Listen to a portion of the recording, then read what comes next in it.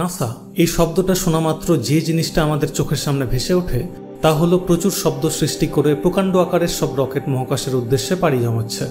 একদিন যে শক্তিশালী রকেটগুলিকে ব্যবহার করে নাসা চাঁদে মহাকাশচারী পাঠিয়েছে সেই স্পেস শাটল প্রোগ্রামকে নাসা 2011 সালে বন্ধ করে দেয়। অর্থাৎ এরপর থেকে নাসা আর নিজে থেকে কোনো রকেট তৈরি করেনি এবং এখনও সেই ধারায় এগিয়ে চলেছে। কিন্তু কেন এমনটা ঘটেছিল সেটাই জানবো আজকের ভিডিওতে।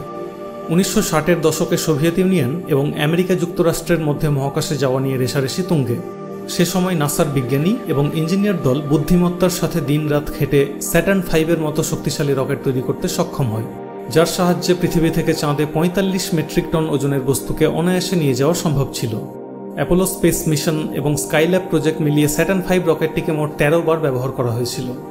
1960 বা 70-এর দশকে পৃথিবী থেকে মহাকাশে পাড়ি দেওয়ার জন্য যে প্রযুক্তি এবং প্রকৌশলীদের দরকার ছিল সেটা একমাত্র নাসার কাছেই ছিল। তখনকার চিন্তাভাবনা ছিল কাজ হওয়া নিয়ে কথা, তাতে খরচ যাই হোক না কেন।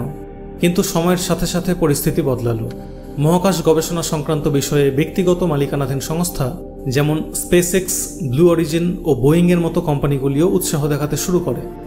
এর ফলে কে কত কম খরচে বেশি ওজনের একটি বস্তুকে রকেটে করে মহাকাশে পাঠাতে পারে এই নিয়ে একে অপরের সাথে প্রতিযোগিতায় অবতীর্ণ হয়, যার ফলশ্রুতি স্পেসএক্স কোম্পানির আজকের ফ্যালকন 9 বা ফ্যালকন হেভি রকেট।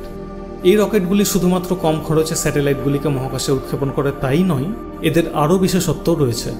রকেটগুলি স্যাটেলাইটদেরকে মহাকাশে পৌঁছে দিয়ে সমুদ্রের মাঝখানে রাখা লঞ্চপ্যাডে ফিরে আসে। এরপর অল্প বিস্তর মেরামত করে রকেটগুলিকে পুনরায় পরবর্তী মিশনের জন্য ব্যবহার করা হয়।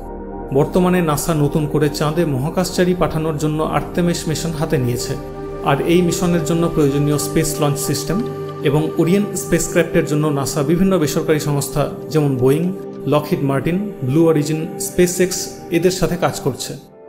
অন্য সংস্থাকে দিয়ে রকেট তৈরি করানোর ফলে নাসার দুটি লাভ হয়েছে। প্রথমত, তারা ভবিষ্যৎ মিশনগুলির জন্য বাজেট কমাতে সক্ষম হয়েছে এবং রকেট তৈরির পেছনে অযথা সময় নষ্ট না করে সেই সময় পরবর্তী নতুন মহাকাশ প্রযুক্তি উদ্ভাবনে কাজে লাগাতে পারছে। যেমন মহাকাশে থাকার সময় মহাকাশচারীদের অনেক শারীরিক সমস্যার সম্মুখীন হতে হয়। নাসা এখন এই সমস্ত সমস্যার সমাধানে উদ্যোগী হয়েছে। কিন্তু মহাকাশে থাকা কেন এত কঠিন সে বিষয়ে একটি ইন্টারেস্টিং ভিডিও আমি আগেই বানিয়ে রেখেছি, সেটি দেখতে চাইলে ডান দিকের ভিডিওটিতে ক্লিক করুন। আজকের ভিডিওটি ভালো লেগে থাকলে সাবস্ক্রাইব করে দেবেন, আর এতক্ষণ সময় দেওয়ার জন্য অসংখ্য ধন্যবাদ।